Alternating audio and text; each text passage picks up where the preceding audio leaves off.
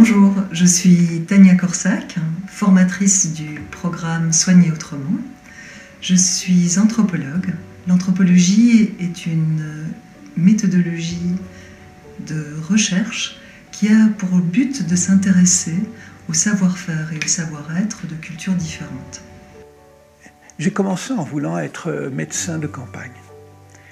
Et on m'a dit, pour être un bon médecin, il faut devenir externe. Alors je suis devenu externe. Et puis une fois que j'ai été externe, on m'a dit, mais il ne suffit pas de savoir examiner les enfants, il faut aussi pouvoir faire un diagnostic, envisager un traitement. Et pour ça, il faut devenir interne. Alors je suis devenu interne. Et une fois que c'était le cas, eh bien, il fallait savoir enseigner ce qu'on avait appris aux autres pour mieux le partager. Alors il fallait devenir professeur. Alors, je suis devenu professeur et c'était foutu pour être un médecin de campagne.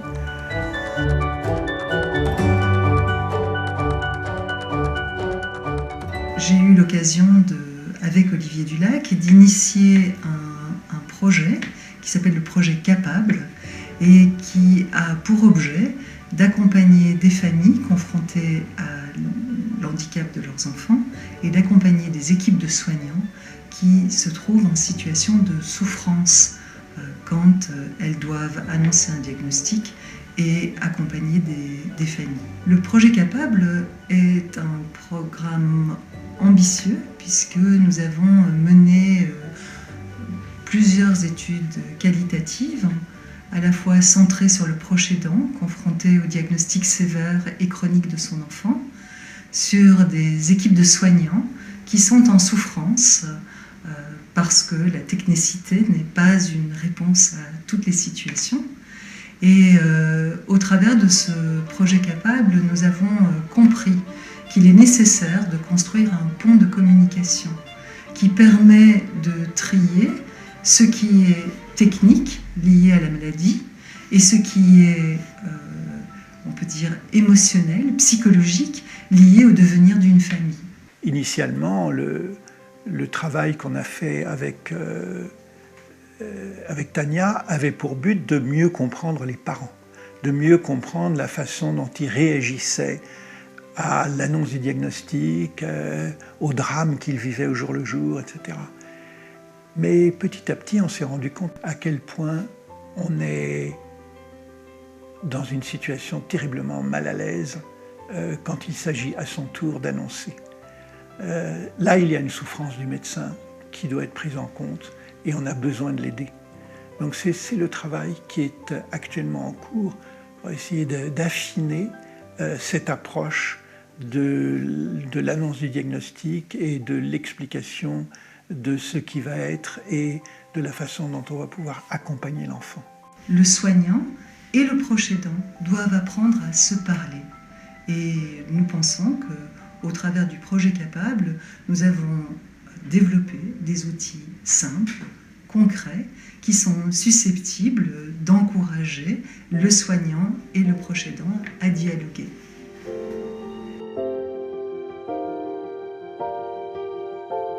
Le clean language est un type de questionnement original qui permet de s'intéresser à l'interprétation des mots.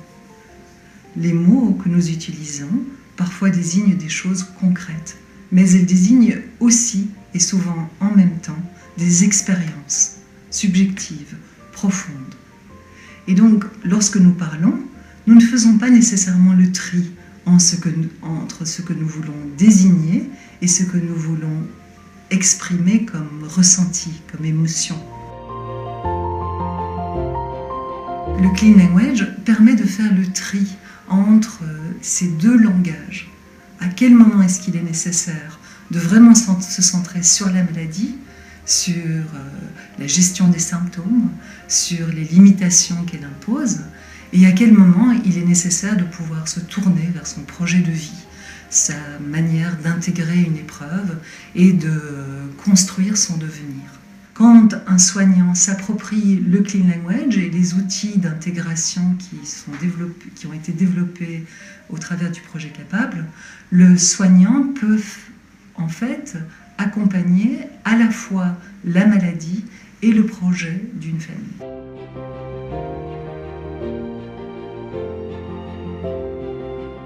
Moi, je n'ai qu'une envie, c'est de recommencer ma vie, recommencer ma carrière.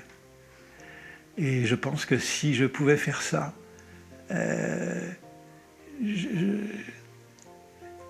j'aurais l'opportunité de découvrir encore bien d'autres choses.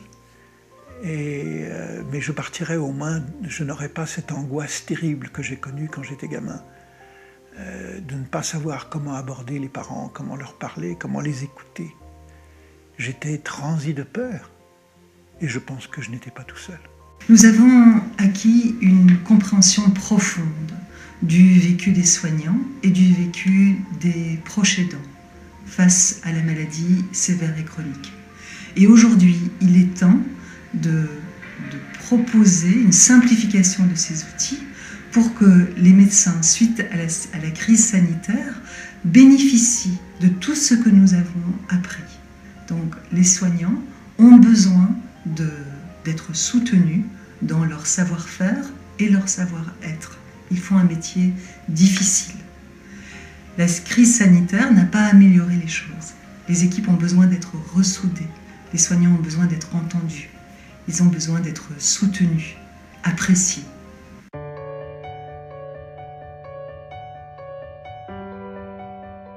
Ce qu'on nous apprend de plus en plus, ce qu'on enseigne de plus en plus dans les facultés actuellement, c'est d'utiliser l'intelligence artificielle.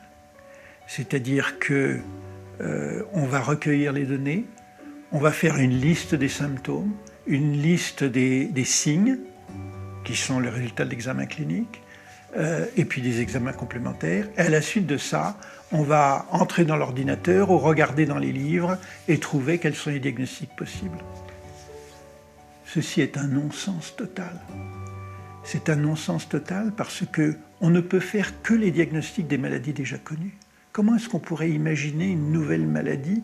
Et pourtant, on connaît probablement 1/100 des maladies réellement existantes. Alors comment pourrait-on progresser en faisant comme ça? Il faut au contraire écouter, construire un modèle, s'imaginer ce qui est en train de se passer dans le cerveau. Et alors, on peut imaginer tous les mécanismes et toutes les maladies qui pourraient aboutir à ce tableau clinique.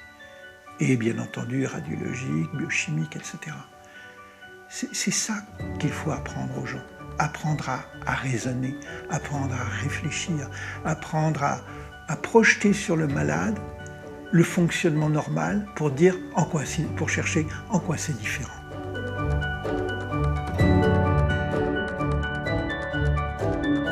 La formation Soigner autrement est pratique et concrète. Vous allez découvrir des outils simples d'utilisation qui vont à la fois renforcer votre savoir-faire et votre savoir-être et pouvoir prêter attention au savoir-faire et au savoir-être de la personne que vous avez en face de vous, qu'elle soit un collègue, un proche aidant ou un malade. Au travers de cette formation, vous allez acquérir des outils simples, concrets, qui sont basés sur ce questionnement original du Clean Language. Vous allez aussi comprendre les étapes d'intégration de ce que c'est de vivre avec une maladie. Donc en tant que soignant, vous allez pouvoir repérer les phases d'intégration de telle manière à ce que vous puissiez accompagner l'autre en face de vous. Ceci va vous donner l'occasion, en fait, de pouvoir annoncer un diagnostic, créer des relances dans une consultation, mais aussi discuter avec les différents collègues de votre équipe, de telle manière à pouvoir réfléchir ensemble sur la meilleure manière d'intégrer une famille dans son parcours lié à la maladie. Et ce faisant, vous allez créer une communication, une fluidité qui va vous permettre de ressouder votre équipe.